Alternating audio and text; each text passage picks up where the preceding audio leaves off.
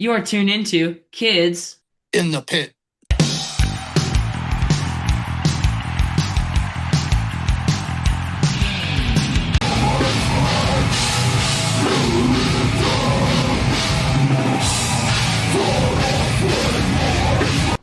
Hey guys, it's Gabe from the Kids in the Pit podcast. Today I'm being joined by Erik Johnson from the band Born with Open Eyes.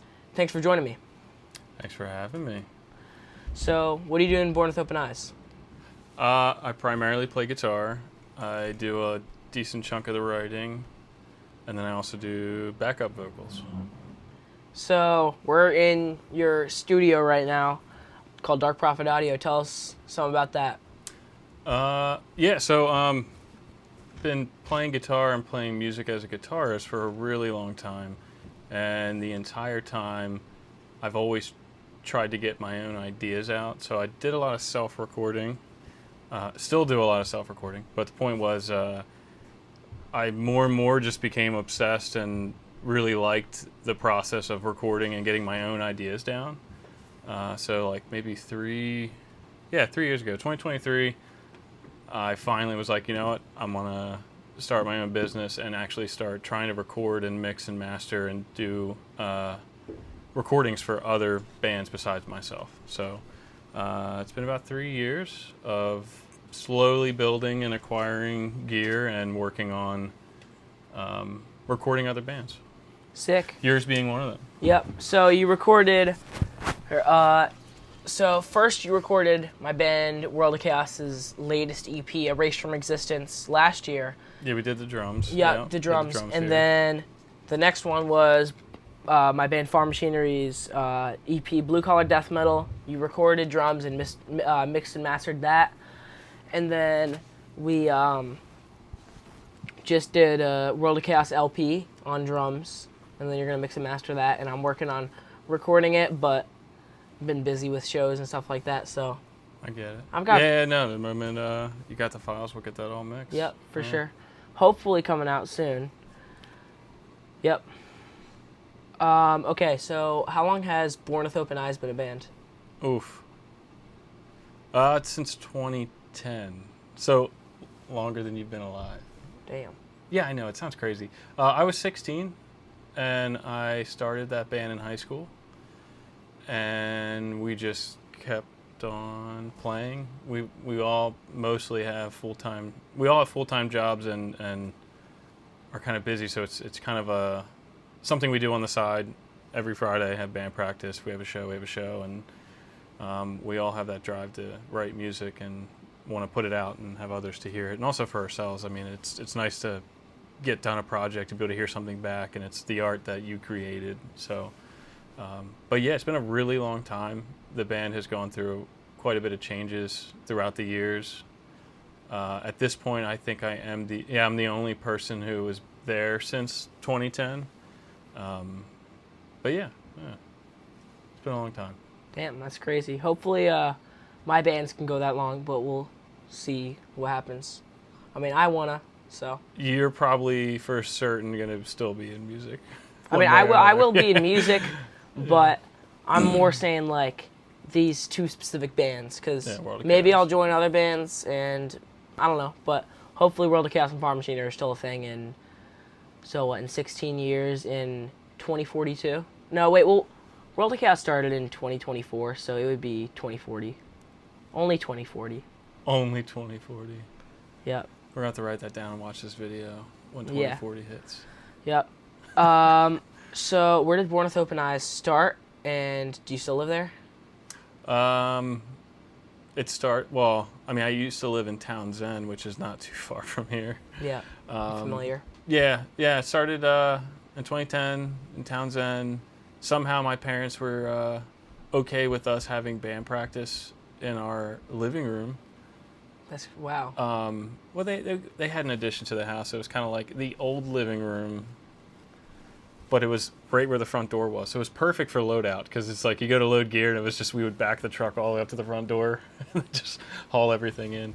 But it started with mostly friends that were mine that I had in middle school. So like almost all of us except for the bass player, we all went to the same middle school, and we all knew each other, and we just got kind of lucky that we all happened to get really good at different instruments, which was kind of nice. So, yeah, the original lineup was Jeff, Alex, Anthony, and myself. We all went to the same middle school and knew each other, and then our bass player Jamie went to Smyrna.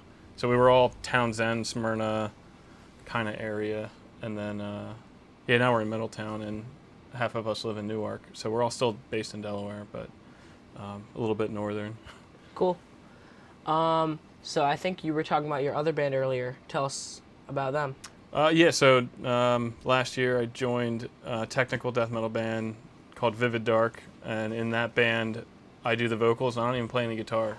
So very different for me because I've been primarily just playing guitar and kind of doing background vocals secondary. And then, but with this band, needed a vocalist, and I'd mixed the EP that they'd released. And when he needed a new vocalist, I was kind of like, hey, you want to let me do it? And then, so thanks, Austin. Austin said yeah. And so I'm going to be doing the vocals and then also mixing and mastering the LP. So that's kind of underway where most of the guitars are tracked. We're still working through drums and bass, and then I've been demoing vocals. So probably not going to be complete and ready to release until end of the year, likely. Potentially early next year, kind of depends on how quickly and smoothly we can kind of work through everything. But yeah, so that's on the horizon. Cool. Are you planning on doing shows with them? Don't know. That's right now, almost everybody in the band is kind of in a different area. So I live here. Austin's all the way in kind of close to Salisbury, Maryland. And then drummer and bass player kind of like Midwest area. So probably not anytime soon, but I do think at some point in the future that is a possibility. But right now, probably not. Yeah. Fair enough. So for those not familiar with your band, what songs should they check out? You can say this for both bands. Well, I would say for the Vivid Dark band, maybe just wait until I'm on something. Yeah. Oh yeah, that's true. But no, the EP rips. It's really good. That's out. The EP is called Usurper, and it's 5 songs, and they are really good. With Born with Open Eyes, I would recommend maybe 2 songs. One song that maybe I'm more proud of and is more closer to, something more recent, which is Isolation. We have a music video for that on YouTube. And then the other song, which I hate to say, just because it's the one I don't like to play, but I think it represents the other side of our band that's a little more deathcore, is Murder, the Only Solution, which was probably the first song we ever released when I was 16. And it's still one that, unfortunately for me, people keep asking for when if it's someone who, has been there from when we first started playing, and they go to a show and they're like, oh, I haven't seen you guys in years, play Murder. And it's that one song that we find ourselves playing at the end of a show because somebody in the crowd's like, I remember 10 years ago when you played at the Grange, play that song. And so that one, it's still a good song. I still stand by it, but it's not maybe representative of what we play today. Yeah. Now that it's been 16 years. Yeah, I mean, that's pretty cool that you guys have played the Harmony Grange. Pretty legendary. We didn't realize how good we had it. Yeah. Yeah. I think I came in kind of on the tail end of the Grange. That was kind of like maybe I don't know. When did the Grange close down? Probably around 2010, right? No, probably.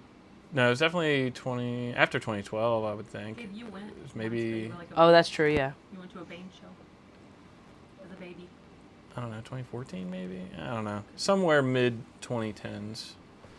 No, it was awesome. There were so many good touring packages that came through, and we got on shows with bands that are huge now. That's crazy to think. Oh, they came through that small venue in Delaware. Like, I remember seeing As Blood Runs Black, Whitechapel played there, Bring Me the Horizon. Like these bands that are just massive, they came through there, and it's like, oh, we got to be a part of that. That was kind of cool. Do you remember? Bring back the Grange. Yeah, for real. Do you remember some bands you opened for there? Or no? I remember one show we opened up for this band called Abacab, which was that was really good. Yeah,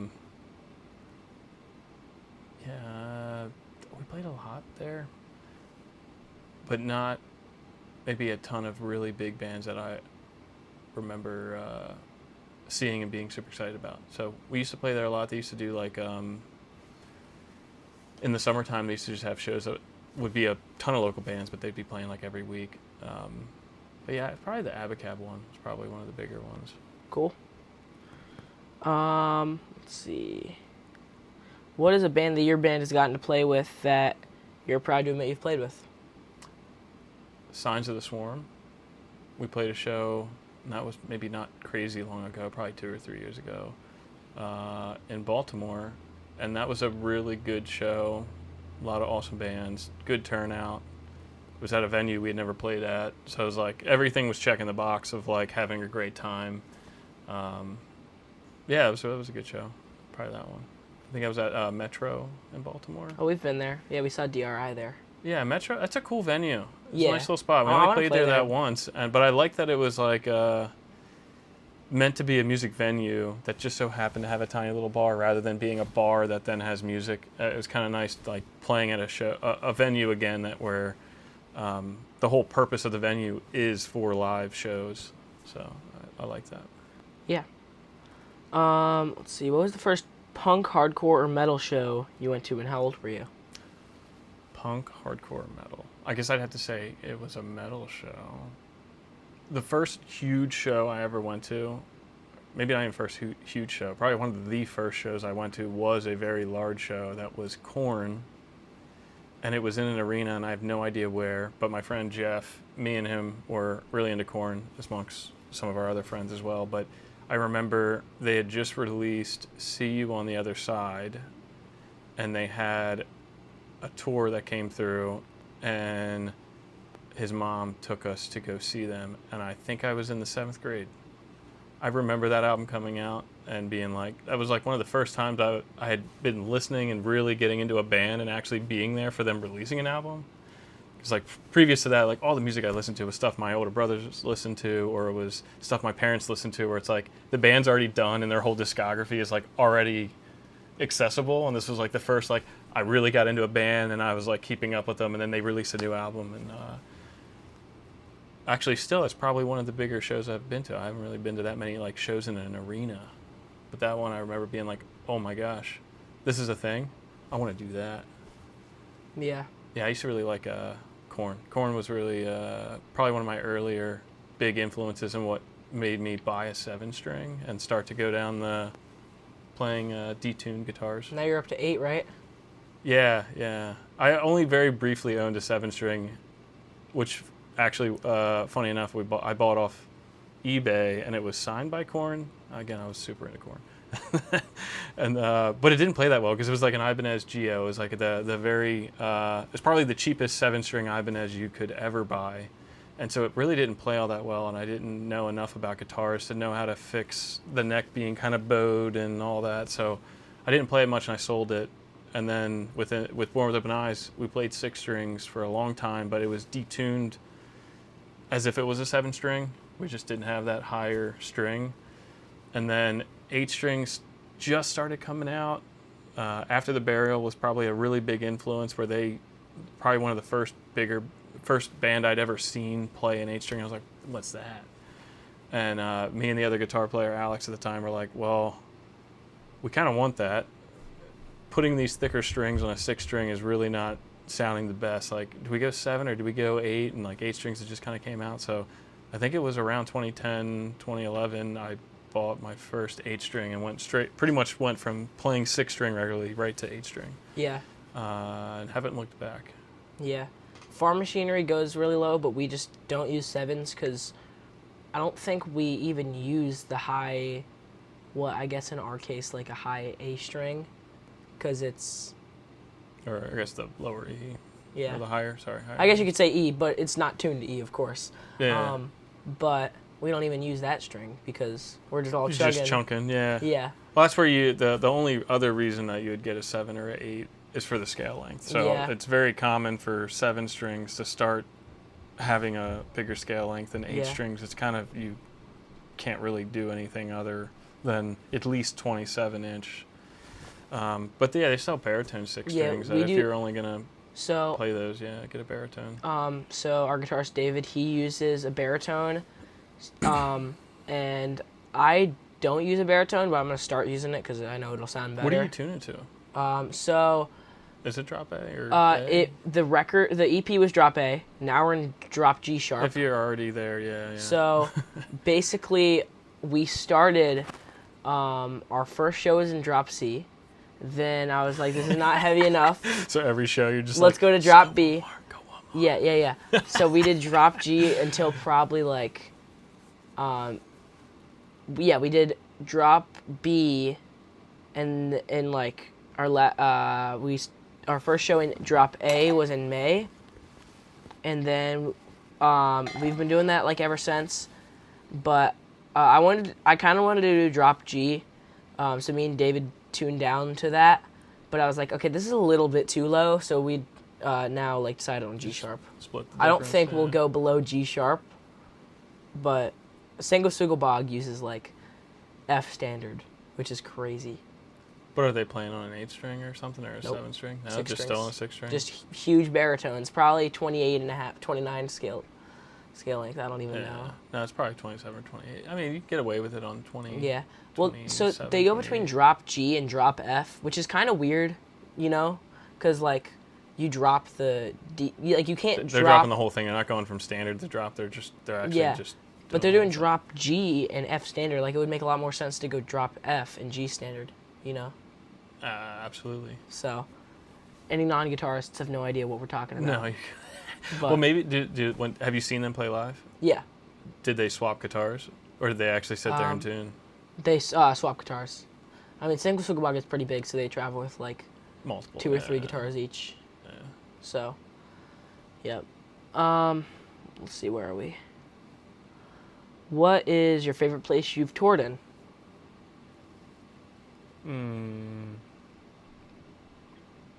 Germany. That was fun. I'd say Germany. Only Nice. because the culture and the people, everybody, they're in the metal. They like it. They know what they're doing. Nice. So, Born with Open Eyes has done like U.S. and Europe and. No, Europe was, there was a small, maybe a year of time where Born with Open Eyes was kind of on a pause, and most of us had joined a band called Nightshade. Oh yeah, you told us about this. And they were based in Europe, so we all went to Europe for 3 months, Yeah. recorded an album, did a music video, and then we got to play around different countries in Europe, which was really cool, very eye-opening for someone who's 19 years old and has no idea about the world, and then all of a sudden you're just like, here I am. And then, but yeah, that was a band that I was in for a short period of time. And then we came back to the U.S., and we were supposed to have a couple U.S. tours. But then there was issues with one of the other members getting over to the U.S., so then that got canceled, and then the next tour was supposed to be Japan, but that meant a lot of money out of pocket.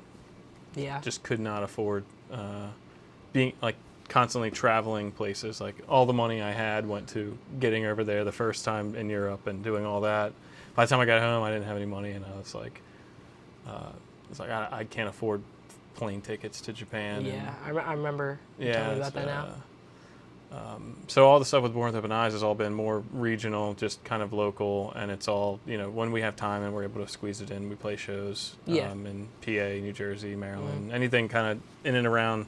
If it's within like a 4 or 5 hour drive from Delaware, we're going to play it, but it's been difficult for us to be able to set up and be able to take the time off of work and family to go and do like a week adventure. So we're finishing recording. Well, we're done recording, and we're almost done mixing and mastering our next release for Born with Open Eyes. We're likely going to try to see if we can't find a couple of weekend adventures to go and play maybe 3 or 4 shows at a time. Cool.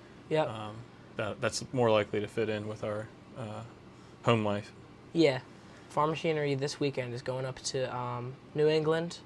Nice. So New Hampshire, Massachusetts, and Maine, but the venue's being really weird now, so Maine might fall through, but if not, we'll just have a 2-day weekend. Either way, yeah. Yeah, it'll still be really fun, and we'll have some cool shows up there. It's the first. Get away from the heat. Yeah, it's the first Farm Machinery run. because World of Chaos has already done a bunch, but Farm Machinery hasn't done one, so it's going to be fun. Yeah, I mean, that whole band has been what? Farm Machinery, you've been Like 6 months, 8 months? something I like don't know. that. It's been Yeah, pretty- I guess 8 months because first show's in November, so well, yeah, that's 8 months. Nice. Yep, gonna be cool. Let's see. All right. What's your favorite type of food from another country? I love Mexican food. Does that count? Yeah, I guess. I eat a lot of Mexican food. Yeah, I like tacos. Taco Bell counts, kind of. Kinda. It's like But it's no, like I haven't- Timu Mexican food. Tacos. Yeah. Oh, Al yeah, yeah. Pastor. That shirt, tacos. Oh, yeah, I'm actually wearing tacos on my shirt because today's Tuesday, Taco Tuesday. Nice. Good check, yeah. Yep. I didn't eat tacos today, though, but I wish I did. Yeah. Yeah, I very much like going to like taco trucks or just like some random Mexican spot that has deals on tacos for whether it's Tuesday or not. But yeah, Mexican food. Quesadillas, burritos are all... Yeah. Mexican food is really good. I haven't had Yeah. like good Mexican food in a while. I need to again. Cause Just next time you see a taco truck, just give it a shot. yeah, I mean, we go to Taco Bell like pretty often on tour. You don't like Taco Bell? It's so good. It's Oh, you know so what my good. favorite thing to get from Taco Bell is? What? They have... the only thing that sucks is it is like a little pricey, but it's totally worth it than buying a bunch of stuff that's like the cheaper stuff. What's it called? Grilled... They have like it's called grilled cheese burrito, and you can get it with steak or chicken. Get it with steak. Grilled cheese steak burrito, which is a misnomer. It's like, why do you call it a grilled cheese? It's not a grilled cheese. It's a burrito. But then like they put a bunch of shredded cheese and melt it on the top of the burrito. But anyway, it's Damn. filled with a lot of good stuff, and that's probably been my go-to. The Yeah. past like 10 times I've gone to Taco Bell is the grilled cheese steak burrito I usually get like the with fire sauce. what is it? The Cantina chicken crispy taco. It's not bad. It's pretty good. That once or twice. It's not like that good, and they usually destroy the entire shell when they give it to you. But Yeah, no, Taco Bell's great. Actually, that was when Born with Open Eyes first started, and we were having band practice at my parents' house. It was almost a ritual. It was like every Friday night, went over to my house for band practice, and somewhere around 10 or 11, my dad would finally come out and be like, "All right, I've had enough. Like, can I go to bed?" Because he can hear everything. He went there and tried to go fall asleep at like 8:30 or 9 o'clock, and then we would just all pack in a car, and Taco Bell was like the first place that we all would agree on. Like before, it'd be like, oh, some of us want to go to McDonald's, and we'd be like, oh, Burger King, and then Mondays, whatever. And then it just got to a point that like every Friday night we went to Taco Bell, and at the time they had the $2 meal deal, which was so sick. You got a soda, a bag of chips, and like a beefy 5-layer or Damn. something, and it was for $2. And you're like, and then they used to have this thing on the counter where like you could put a dime or a nickel or something, and like you would spin it. And it was like a game, and if you could land it on the bottom peg, then you got like a free item. We got really good at that, to the point where like sometimes we just show up with $1 worth of change and have like like 4 or 5 bean burritos and nachos, and it was like, all right. that's crazy. Yeah. But yeah. Wow. Do you have any crazy or funny tour stories that are appropriate to tell a 14-year-old?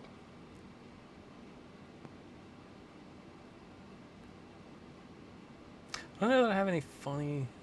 You just The only something only crazy. thing I can think of is I'm not gonna name the name, but one of the previous band members really liked pooping off of stuff. So it'd like find like what's the highest highest thing you could poop off of. Damn. That's probably yeah. So parking garage slide. That's awesome. That's probably yeah. Yeah. What was your favorite TV show when you were my age? You're 14. Yeah. What was I watching when I was 14? I don't know what I ate for breakfast, so you gotta use that as a baseline. But if I was 14, I'm almost certain. You also have to keep in mind, like, we didn't have streaming services, and I didn't have cable, even though everybody else had cable. So I was probably watching a mixture of The Simpsons, Family Guy, Seinfeld, and Friends. Those were probably the 4 that all came on Fox between about 6 and 8 o'clock almost every night. Yeah, that's probably it. Yeah. I really liked watching The Simpsons, which is even better now to watch now as an adult because then I'm realizing there's a lot of hidden stuff in there that's like, they meant a little more than that. But as a kid, you're just like, I don't know. So, Simpsons, yeah. I think I watched every single episode up till they had the 300th episode finale thing. And I've seen every episode up to then. And then after that, I was like, I've watched all of South Park twice. oh my goodness. Yeah. Over like 2 years, but. I did that dance somewhere. At some point in high school, there used to be a website, and you could just watch all of the South Park episodes straight from the website. And it was like actually from South Park. Like it wasn't like some sketchy like website you'd go to that has it loaded with a bunch of ads. Like South Park used to just like have a website where you just went to. It was like allsouthpark.com or something like that. And I'd watched everything up to season 10. But now they're on like, I don't know, what, 20 something? 20? I don't know. 27? Yeah, see, I'm like way out of the loop. Yeah. But that show's so good. I just don't have the time. The latest episodes are kind of hilarious. Like, I just really love that they were so current. Like an episode come out about something that happened on the weekend. yeah. And you're just like, oh my goodness, they did that in 3 or 4 days. Geniuses. Yeah. Have you heard that thing that, like, people say, like, Simpsons can tell the future or whatever? Yeah, that's totally a thing. Yeah. It's kind of crazy. I don't know if I believe it or not, but I mean, it just is funny that like. It's like a couple crazy things that are like. But then it's also a joke wow. where they're like, other cartoons are like, they go to do some idea and then they're like, Simpsons did it. Yeah. That was a whole episode in South Park, and it was just like. Yeah. Yeah. South Park's good. For real. All right. If you could travel to the future or to the past, which one would you choose? Do I get to know what I know right now? Yeah. Well, you get to like come back. You just get to go. Oh, just travel go there for a little bit? Yeah. For like a day. Ooh, that's tough.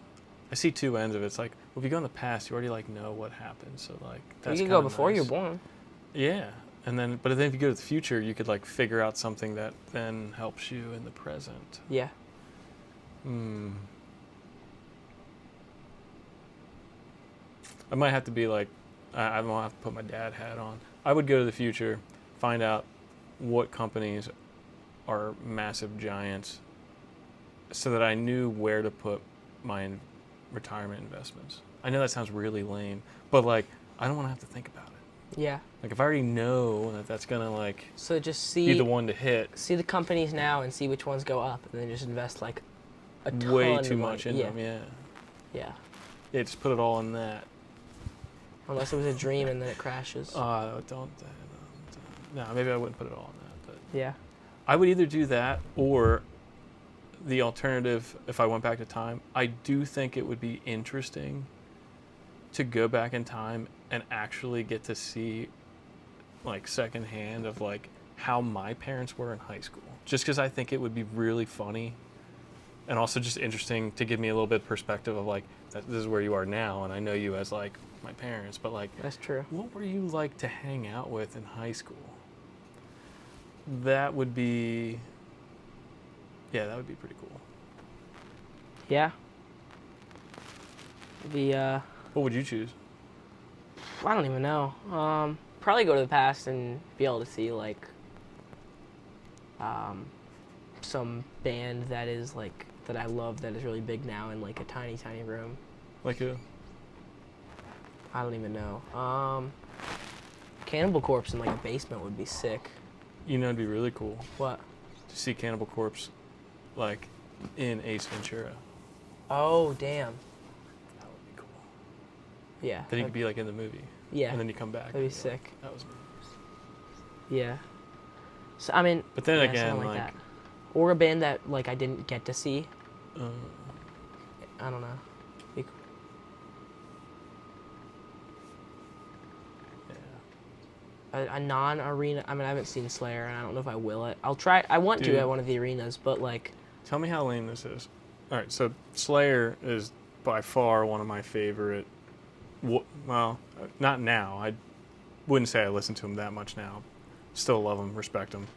I used to listen to Slayer way too much as a middle school kid. Like the two bands that like got me into heavy metal and were all I would try to learn on guitar for the longest time as I was like learning guitar was Lamb of God and Slayer, to the point where like my YouTube channel back in the day used to be Lamb, Slayer, and then some numbers, like, because all I did was learn Lamb of God and Slayer songs, and I would put covers on YouTube, which, funny enough, they're actually still there because I never took them down. They're terrible. They're usually a really crappy camera, audio, and video, and I'm not wearing a shirt for some reason. And I have a guitar that's way too pointy because I used to really like Slayer, so I had a BC Rich. We're going to find it and put it in the episode. Yeah, sure. No, I'm joking. Only if you There's want us certainly to. covers of me doing Slayer and Lamb of God on YouTube. Yeah, probably 15, 16 years ago. Damn. No, maybe even further. I was 14 in a lot of them. So I was your age in a lot of Damn. them, doing Lamb of God and Slayer. But anyway, what I was getting to. One point, there used to be a music store in Middletown called Middletown Music, which doesn't exist anymore. No, it's only music and arts. Yeah, but before it was even there, it used to actually be right next to the Dunkin' Donuts, right across from, right near like where the railroad track thing is. Oh, yeah, I know. Next to the Rita's. Yeah. So it used to be right next to the Dunkin' Donuts. And in the field right there, they actually had Kerry King came to Middletown Music for like an event thing, and they set up a whole little stage, and then he just like had like a little kind of Q&A thing, and then he let people come up on stage and play a riff from Slayer, and then he would play it to kind of show you how it's supposed to be played. And I went with a friend of mine, and his mom had taken us, and they made me raise my hand, even though I didn't really want to, and then I did. And I remember how awkward it was going up there, and then, you know, he plays the guitar like down here. Yeah. And then he's also a grown adult, and I was like 13. And So it was like down to your legs? I couldn't even, I had to actually get down on the ground and just kind of like kneel and play. I mean, it looked which like the made it even Suffocation more bassist. awkward because it was a V shape, so it's like not really, anyway. It's hard to So, stay with. I'm gonna ruin the name, but it's the one Slayer song that's like South of Heaven? Yeah. So it's the South of Heaven riff. I didn't know how to do the thrill thing where you just Yeah. like hammer on and pull off really Yeah. fast. And that's where I learned how, like, what the heck that is and how to do it. I was literally going and like taking my finger and just going like this and Really? sliding back and forth. I had no idea. It sounded the same, and it is the same if you do it, but it's like way harder way to do it. Yeah. But I remember that was the riff I played, and then I got to watch him actually play it, and I was like, "That's how you do that?" I've been wondering this whole time because I'd only been That's- playing guitar for like a year, so I didn't really like know. And then again, YouTube was like still up and coming, so it's not like I had like a plethora of Slayer covers to watch online. But no, really cool. And then I still have, I don't have it here. I think it's still at my parents' house. I had a really cheap Fender Squier that I had him sign, so I still have his signature on the guitar. That's but awesome. the sad part that I'm trying to get to is I still have never seen them live. Really? Yeah, Wow. which makes me a little sad on the inside. So Yeah. I think I need to find the next time Well, they play live. They did that show in like Hershey, PA, but I wanted to go to that, but World of Chaos was on tour. And then they're doing like a bunch of festivals and stuff, but yeah. Didn't they like stop? And they said they were done, and then Yeah, now, and now I think they're in like doing their 2016 or last. something. Was it maybe before that? But I don't know what they're doing now. If they're doing another tour at some point, I'd probably need to see him before I can ever just see him again. Yeah, I want to see him so bad. I remember in 7th grade, we got our social studies teacher let us all pick and play a song, but it had to have some historic reference. So I remember picking Angel of Death and having my whole class have to listen to Angel of Death, which was all Damn. about the whole, what's that one guy's name? I can't remember his name, Mengele or something? That one German doctor that like would mess around in Auschwitz with like twin babies and stuff like that. The whole song is like all about that. So it was all about like Nazi Germany and that one. Damn. It was like through the perspective of like that one doctor who's like, you know, screwed up in the head. But I remember that like that got a pass because like you look at the lyrics and you're just like, yeah, this is all about this historic event. Yeah. And so my whole class had to had to listen through Slayer. I would say that is like the best riff ever written. Yeah, when that one hits, you're like, yeah, everyone's headbanging. There's no way Yeah. you're not. Yeah, I think that is the best riff anyone has ever written, and I think that's the best riff that will ever be written. That is just so good. Like, it just makes you want to, like, headbang so much. It kind of makes you think. You're like, a lot of people talk about deathcore and breakdowns and stuff. It's like, but like bands like Slayer and a few others, like they had things that were like breakdowns, like that. Like all of a sudden everything's real fast, and then you're just like, and your head goes halftime. It's great. Yeah, it's so sick. All right, if you could tell your 14-year-old self anything at all, what would you tell him?